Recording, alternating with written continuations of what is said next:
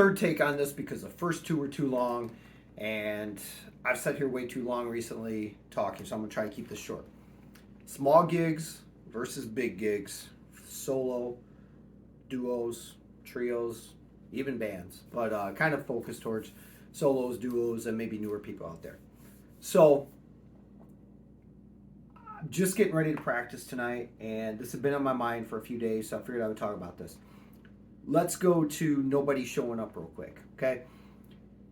We've gigged for a while. You've heard me say that before. I remember years ago, let's say 5 years ago, me and Aaron went to a Sunday afternoon gig at a marina outside under a covered pavilion. But the physical bar was inside.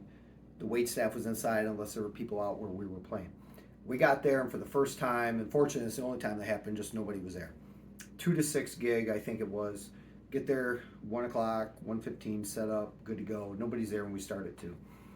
Anyways, long story short, we treated that, hey, as a paid practice. We just started to go over stuff that we were pretty good with, but didn't want to gig yet, and only just doing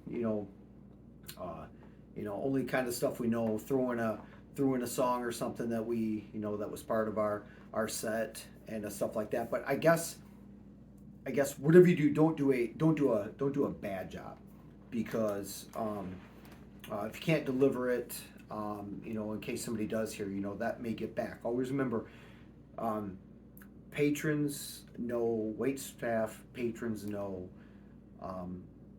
managers, booking managers, patrons know, bar owners and stuff like that. So if it's your first time there and they don't know what you're capable of or what you do, how you do it, you may not be called back, especially if there's a list of people waiting to get in there and play. So treat it as a paid practice. Have fun with it. I guess what I'm saying, don't take it kind of personally that nobody showed up to see me. Okay. So I've had a buddy in a band that was got a house gig right after the smoking ban started, and people weren't showing up for bars. That's the same thing they did. They were 5-piece or 6 if they had their sax player at that place. They treated it as a paid practice. So don't take it personally. It was half hour later, people started showing up, and the place filled up to its normal capacity that people would show up on a Sunday afternoon. Everything was fine. So don't look at that as a negative. Just be prepared for it. Going to places, let's say your smaller bars or pubs and stuff like that, and there's only 4 or 5 people there when you're ready to start, when you're used to maybe 20 people there. If these people came there to see live music, they may be more engaging with you. So just be personal with those people back. Don't be and hopefully it's not nothing that's fake or a show or something, because they'll probably see right through that. You're doing something that maybe they would want to do, but ultimately they just want to be entertained, and they're there to most people are there to drink, and they're there to have fun, and they want to be engaging with you. So and not everybody's a comedian. I'm not too funny of a guy, but I do like being engaging with people and stuff like that. And but don't take that as a personal dig neither. Give it 100%. When I say give it 100%, because you never know who's there. You never know who's there watching. You never know what you might get on the back end. And I'm talking about other bookings, like somebody saying, hey, we're thinking about having this party at our place. We're thinking about having a pig roast. Thinking about having our son or daughter's graduation. Will you guys available to come to play? I like what you guys do. I like the way you sound. So always give that 100%, whether small stage or big stage. And the first thing that I talked about with nobody there, that just comes with, be prepared mentally for that. What are you going to do? And don't take it as a personal dig against you, because I was not prepared for that first day, or that time I told you about when nobody showed up right when we were starting. So, and we've been there a bunch of times. I mean, I was just like, what the heck's going on around here? But have fun with it. Have fun with it. Do your stuff. Do a paid practice. If they tell you to just chill out for 15-20 minutes, the bar manager, just do that, or the club manager, just do that. It's okay. It happens. Let's just go real quick, so this don't run on too long. Let's go real quick from the small bar with just a few people in it that I talked about. Give it 100%. To let's go to the big stage. Let's go to for us, the big stage is like we just had last week, and we had it before the shutdown. the outdoor band shell, summer concert series.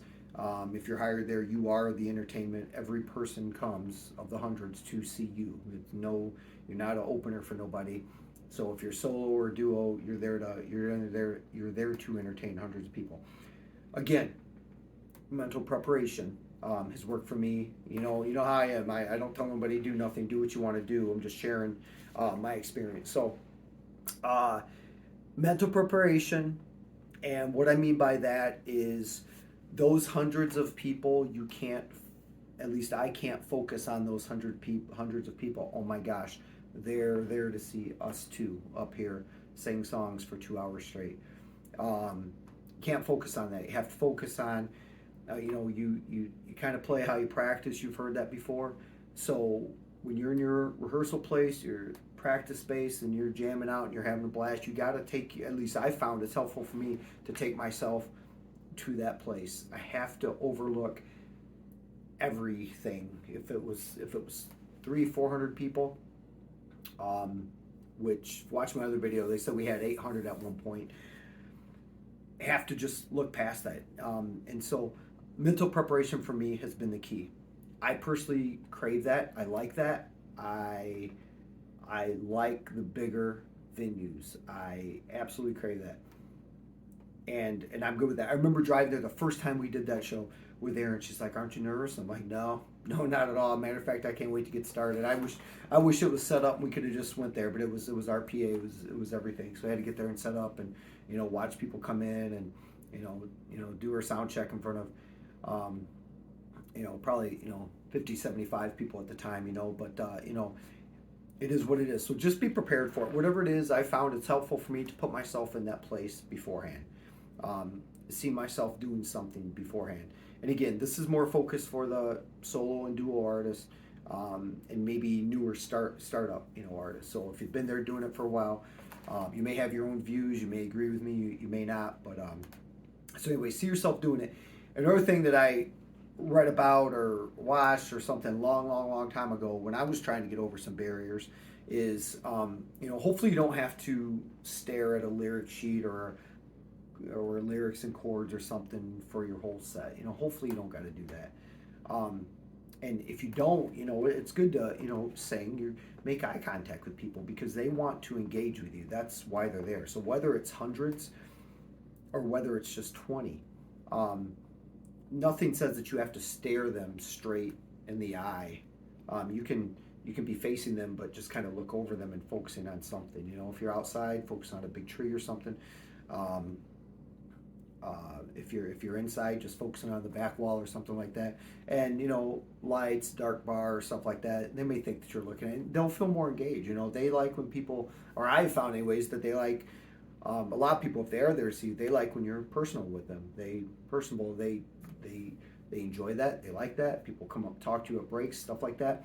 Whether it's small, whether it's big, give 100% if you can. If I didn't already say it in this video, you never know what you get on the back end. You never know who's watching, and your job is to go and entertain people and to sing songs. And if you want to get called back, you got to be able to, give 100% to the best of your ability. And all that comes with practice: physical, playing, keys, guitar, practicing mic technique, vocals. I mean, working the microphone, and it just we do that. I know I do that a lot. So that helps me tremendously. And if something's coming up that I'm a little bit uncomfortable with, I just put myself in that place mentally, see myself doing that. And I'm not trying to get like too sappy on you or too whatever it's called. I'm just saying that's just what I've had to do, and that may be something that helps you to physically put yourself in that spot, see yourself doing it, because you can do it, because everybody started at one point. And sure, there's natural, sure there's people that's had to work at stuff a lot. I know I have to work at stuff a lot, and but I enjoy it, and if I can make myself better or keep myself at a certain level, I'm happy with that, because no matter who you are, you can only do the best you can do, and you can always strive to get better. So I hope that helps. Small stage, big stage, along with all your practice that you should be doing and knowing your gear, knowing your gear's limitations, the other stuff I've talked about in other videos. Make sure that you're mentally prepared too, if that works for you. I never tell you to do nothing. So do what's right for you. That's what helped me. Hopefully, this will help somebody watching this. So, as always say, do what's best for you, do good shows, and we will see you next time. We'll see you.